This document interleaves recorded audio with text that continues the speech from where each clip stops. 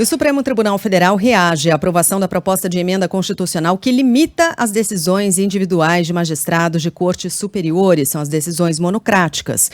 O presidente do Supremo, o ministro Luiz Roberto Barroso, se manifestou antes do início da sessão plenária de ontem. Começou a declaração dizendo que as mudanças não são necessárias e não contribuem para a institucionalidade do país. O magistrado argumentou que o Supremo não pode se recusar a julgar questões difíceis e controversas.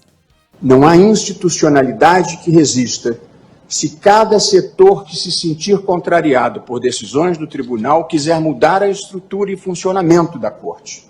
Não se sacrificam instituições no altar das conveniências políticas. O Supremo Tribunal Federal não vê razão para mudanças constitucionais que visem a alterar as regras do seu funcionamento.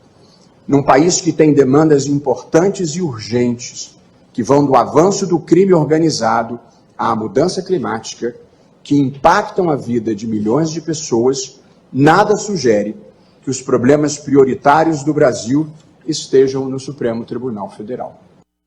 O presidente do Supremo defendeu as prerrogativas da Corte, listou casos importantes que tiveram em algum momento determinações monocráticas de ministros do Supremo. Luiz Roberto Barroso também afirmou que os países que sofreram com retrocessos democráticos recentemente começaram um processo com mudanças nas Supremas Cortes.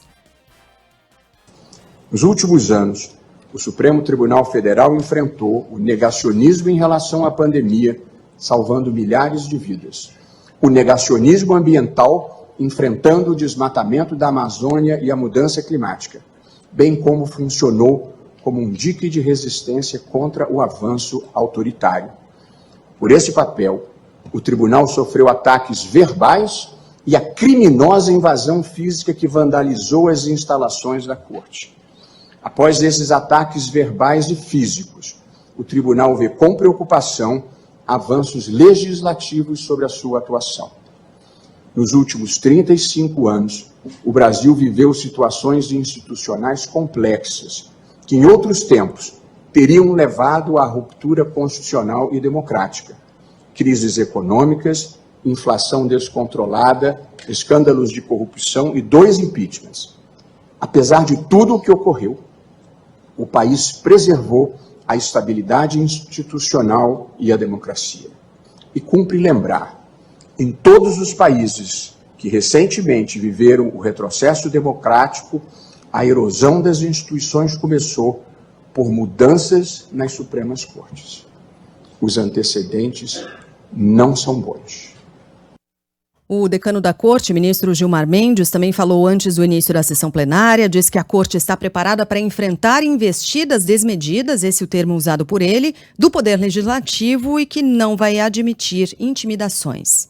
Lembro aos ministros, recados da rua chegam a todos nós, dando conta de que o projeto de emenda aprovado é mal menor, tendo sido endereçado a esta casa agora como forma de impedir possíveis reformas ainda mais drásticas ao funcionamento da Corte, ou mesmo a instauração de processos de impeachment contra membros deste tribunal.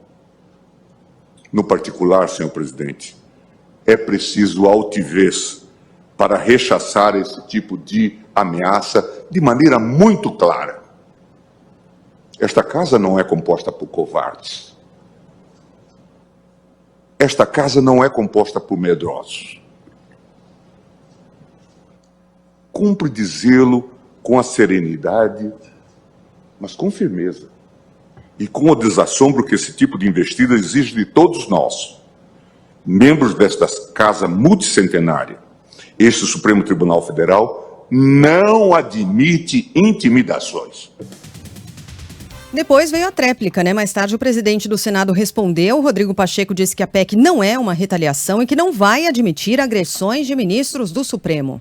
não me permito fazer um debate político, tampouco receber agressões que gratuitamente eu recebi por membros do Supremo Tribunal Federal em razão de um papel constitucional que eu cumpri de buscar aprimorar a justiça do nosso país através dessa emenda à Constituição.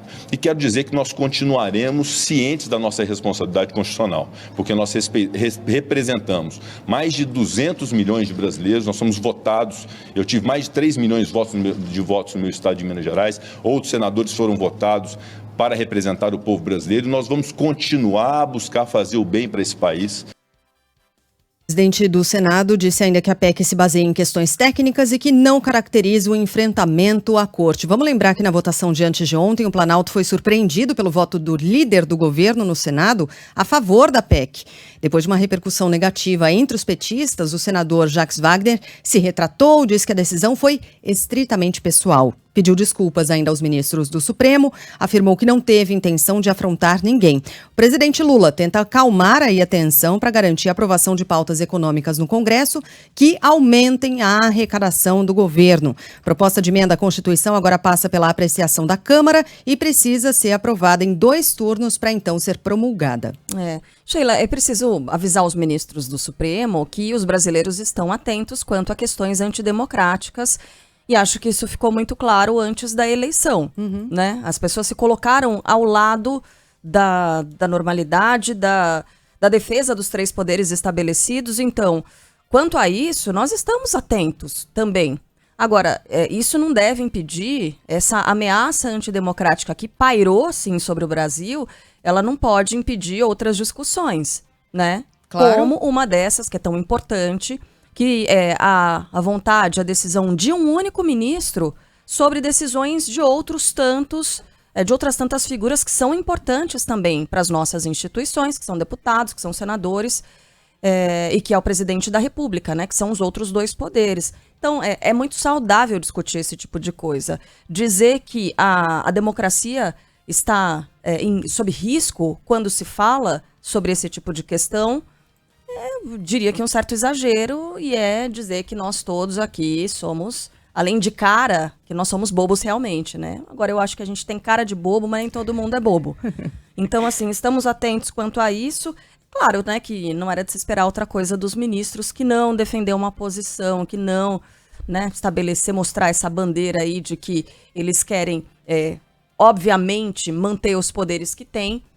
Mas estamos atentos quanto a questões antidemocráticas. É importante avisar isso aos ministros também, né? Que a população, os eleitores, os brasileiros não vão deixar que nada de grave aconteça com a nossa democracia. Fiquem tranquilos, mas atentos, porque, né, poder demais para algumas pessoas, isso também não é equilibrado dentro de uma democracia. Agora a gente fica nessa de uma resposta daqui, tréplica dali, vai e vem. Tudo que a gente não precisa é de uma guerra institucional, né? Exatamente, Sheila, exatamente.